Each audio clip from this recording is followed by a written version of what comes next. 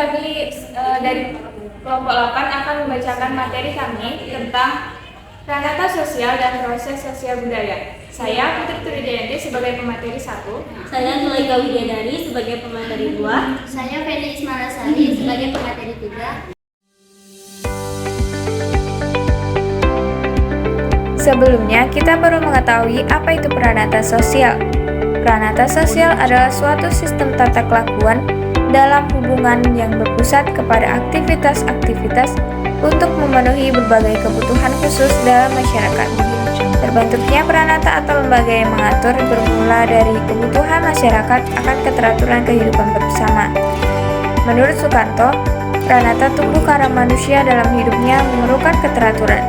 Untuk mendapatkan keteraturan hidup bersama, dirumuskan norma-norma dalam masyarakat sebagai panduan bertingkah laku.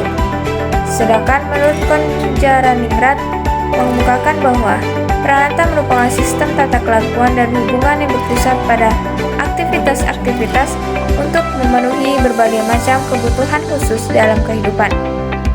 Sedangkan menurut Horton dan Han, pranata sosial adalah suatu sistem norma untuk mencapai suatu tujuan atau kegiatan yang dipandang masyarakat penting. Pranata sosial pada dasarnya bukan merupakan suatu yang konkret dalam arti tidak selalu hal-hal yang ada dalam suatu pranata sosial dapat diamati atau dapat dilihat secara empirik atau kasat mata. Tidak semua unsur dalam suatu pranata sosial mempunyai perwujudan fisik. Bahkan, pranata sosial lebih bersifat konsepsional. Artinya keberadaan atau eksistensinya hanya dapat ditangkap dan dipahami melalui pemikiran atau hanya dapat dibayangkan dalam imajinasi sebagai suatu konsep atau konstruksi yang ada di dalam pikiran. Beberapa unsur pranata dapat diamati atau dilihat, misalnya perilaku-perilaku individu atau kelompok ketika melangsungkan hubungan atau interaksi sosial dengan sesamanya. Selanjutnya, tujuan pranata sosial. Tujuan utama pranata sosial selain untuk mengatur agar kebutuhan hidup manusia dapat terpenuhi secara memadai, juga sekaligus untuk mengatur agar kehidupan sosial para warga masyarakat dapat berjalan dengan tertib dan lancar sesuai dengan kaidah-kaidah yang berlaku. Contoh pranata keluarga, mengatur bagaimana keluarga harus merawat atau memelihara anak. Pranata pendidikan, mengatur bagaimana sekolah harus mendidik anak-anak sehingga dapat menghasilkan lulusan yang handal. Selanjutnya ada fungsi pranata sosial.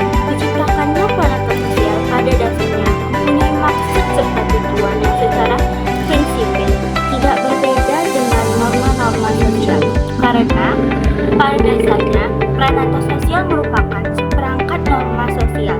Secara umum, tujuan utama pranata sosial selain untuk mengatur agar kebutuhan hidup manusia dapat terpenuhi secara memadai, juga sekaligus untuk mengatur agar kehidupan sosial pranata warga masyarakat dapat berjalan dengan tertib dan lancar sesuai dengan kaidah-kaidah yang berlaku. Contohnya, pranata keluarga mengatur bagaimana keluarga harus merawat anak.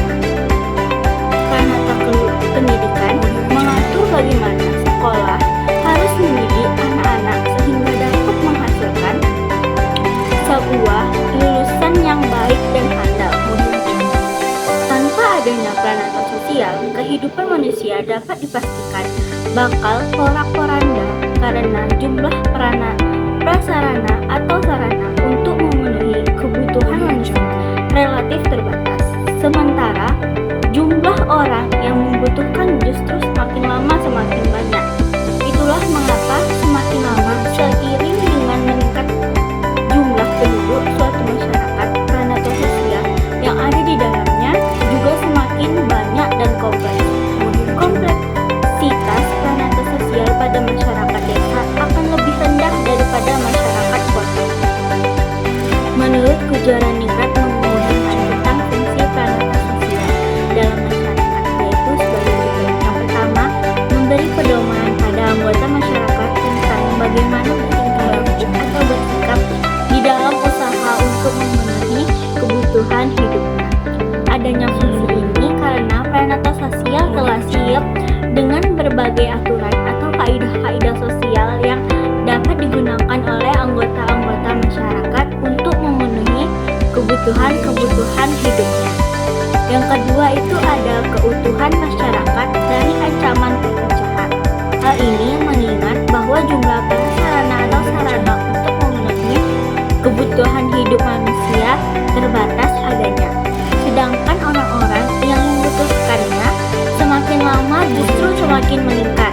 kualitasnya ataupun kuantitasnya, sehingga menimbulkan persaingan atau pertentangan yang bersumber dari ketidakadilan atau perebutan sarana atau prasarana untuk memenuhi kebutuhan hidupnya tersebut.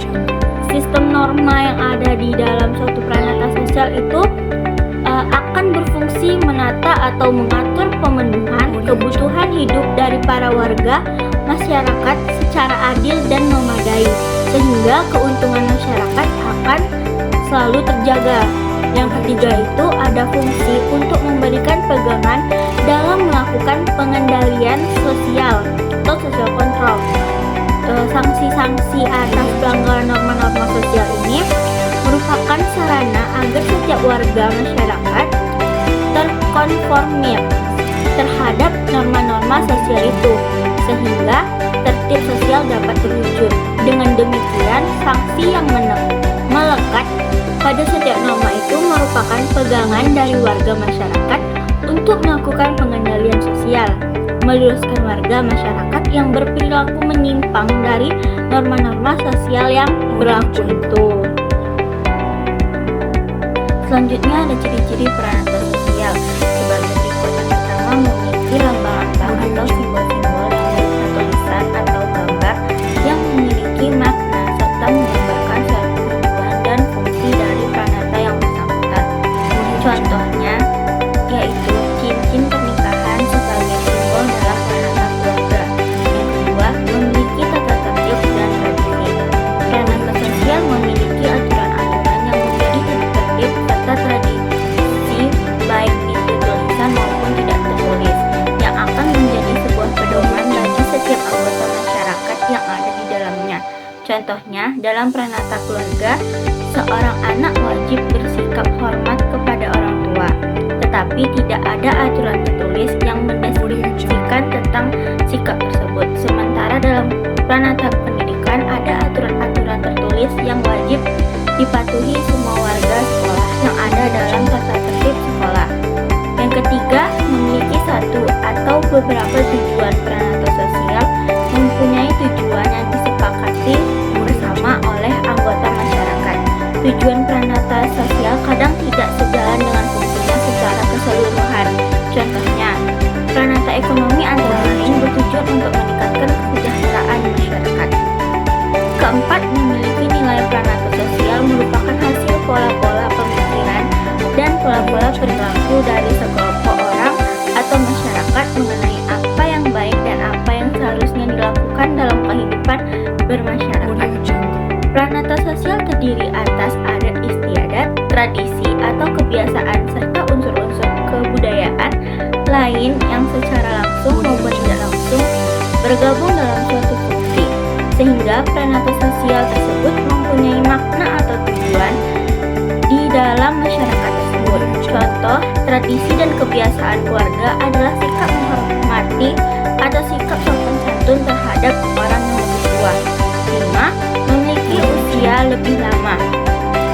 Pranata sosial pada umumnya memiliki umur lebih lama daripada umur manusia. Pranata sosial pada umumnya tidak mudah berganti atau berubah.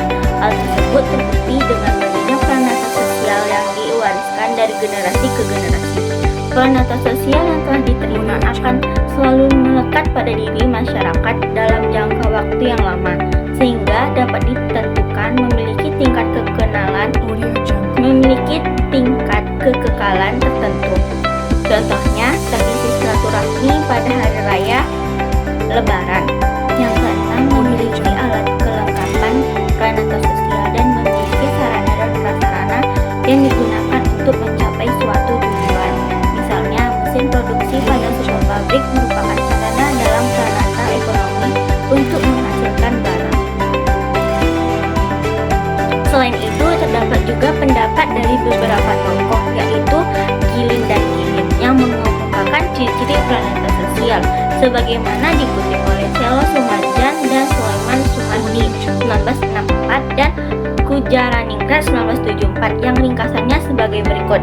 Yang pertama, Pranata sosial merupakan suatu organisasi pola pemikiran dan perilaku yang terwujud sebagai aktivitas warga masyarakat yang berpijak pada suatu nilai ketentuan dan diatur oleh kebiasaan, tata kelakuan, adat istiadat maupun hukum. Yang kedua, ada pranata sosial memiliki tingkat kekekalan relatif tertentu.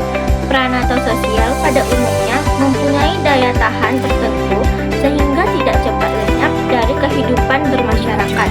Umur yang relatif lama itu karena seperangkat norma yang merupakan isi suatu pranata sosial terbentuk dalam waktu yang relatif lama dan tidak mudah, juga karena norma-norma tersebut berorientasi pada kebutuhan pokok. Maka masyarakat berupaya menjaga dan memelihara pranata sosial tersebut sebaik-baiknya. Apalagi kalau pranata tersebut berkaitan dengan nilai-nilai sosial yang dijunjung tinggi. Yang ketiga, ada pranata sosial mempunyai satu atau beberapa tujuan yang ingin dicapai oleh diwujudkannya. 4. Memiliki alat-alat perlengkapan baik keras maupun lunak untuk mencapai atau mewujudkan tujuan-tujuan dari pranata sosial. Karena masing-masing pranata memiliki tujuan yang berbeda-beda, maka perlengkapannya pun berbeda-beda antara satu pranata dengan pranata lainnya. Perlengkapan dalam pranata keluarga berbeda dari perlengkapan pada lembaga pendidikan, ekonomi, politik, maupun agama. Yang kelima, memiliki simbol atau lambang tersendiri. Lambang di samping merupakan spesifikasi dari suatu pranata sosial dan juga sering dimaksudkan secara simbolis, menggambarkan tujuan atau fungsi dari suatu pranata. Lambang suatu pranata sosial dapat berupa gambar, tulisan, ataupun slogan-slogan yang dapat merupakan representasi ataupun sekedar menggambarkan spesifikasi dari pranata sosial yang bersangkutan. Misalnya, burung Garuda atau bendera merah putih dapat merepresentasikan Indonesia, sedangkan gambar buku dan pena merupakan gambaran dari spesifikasi suatu lembaga pendidikan. 6. Memiliki dokumen atau tradisi baik lisan maupun tertulis yang berfungsi sebagai landasan atau pangkal tolak untuk mencapai tujuan secara melaksanakan fungsi. Tipe-tipe pranata sosial. Sebagaimana telah disampaikan pada uraian terdahulu, pranata sosial mempunyai tujuan umum yang sama, yakni mengatur warga masyarakat dalam memenuhi kebutuhannya. Tetapi apabila dirinci lebih lanjut, karena kebutuhan hidup itu juga bermacam-macam. Di dalam masyarakat dijumpai pranata sosial yang bermacam-macam tipologinya, yakni Gilin dan Green 1954 mengemukakan tipe-tipe pranata sosial yang dikutip oleh Koejanilat dan oleh Suedono Suekato sebagai berikut. Pertama, menurut perkembangannya dibedakan antara Chris-Kivi dan Kids Initiation, yakni pranata sosial yang tumbuh dengan sendirinya dan lembaga yang sengaja dibentuk. Kedua, berdasarkan orientasi. Nilainya dibedakan di antara pranata sosial dasar, Biscuit Initiation, dan Subsidiary Initiation, yakni lembaga sosial yang berdasarkan nilai dasar dan vital, misalnya keluarga, agama, dan disebut sebagai lembaga sosial yang dibangun di atas dasar nilai yang tidak penting, misalnya yaitu rekreasi. Ketiga, yaitu dari sudut penerimaan masyarakat ditemukan lembaga sosial bersaksi dan tidak beraksasi, yakni lembaga sosial yang adanya diharapkan oleh masyarakat, misalnya perkawinan, dan lembaga sosial yang berbeda keberadaannya ditolak oleh masyarakat, misalnya kumpulan kebo, yaitu cohabitation. Keempat, yaitu dari sudut kompleksitas penyebarannya dibedakan antara pranata sosial umum general intention dan lembaga sosial terbatas relaxation institution, yakni lembaga sosial Misalnya, keluarga dan lembaga sosial yang hanya ditemukan dalam masyarakat yang terbatas. Misalkan keluarga patrilinear. 5. Berdasarkan fungsinya dibedakan antara pranata sosial operatif atau operative institution dengan pranata sosial regulative institution, yakni lembaga sosial yang fungsinya memproduksi atau menghasilkan jasa atau barang kebutuhan masyarakat, dan lembaga yang fungsi utamanya menciptakan keteraturan atau regulasi dalam masyarakat. Bedakan antara lembaga pendidikan atau ekonomi industri dengan lembaga kepolisian, kebijaksanaan, atau kehakiman. Yang kedua yaitu proses sosial budaya. Pengertian sosial budaya merupakan bagian hidup manusia yang paling dekat dengan kehidupan sehari-hari. Setiap kegiatan manusia hampir tidak pernah lepas dari unsur sosial budaya. Sosial budaya merujuk pada aspek-aspek kehidupan sosial dan budaya suatu masyarakat. Ini melibatkan segala sesuatu yang berkaitan dengan cara hidup, yaitu misalnya nilai-nilai, norma, kebiasaan, tradisi, institusi, dan interaksi sosial yang terjadi dalam suatu kelompok masyarakat. Tujuannya sosial budaya yaitu sosial budaya membantu mempertahankan dan memperkuatkan identitas nasional Indonesia melalui nilai-nilai, norma, tradisi, dan kebiasaan yang ada di dalam budaya Indonesia. Masyarakat dapat merasa terhubung dengan warisan budaya mereka dan membangun rasa kebangsaan yang kuat.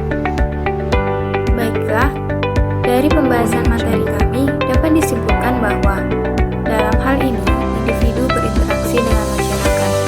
Sebagaimana telah diketahui, individu merupakan makhluk sosial yang membutuhkan orang lain dalam menjalani kehidupannya.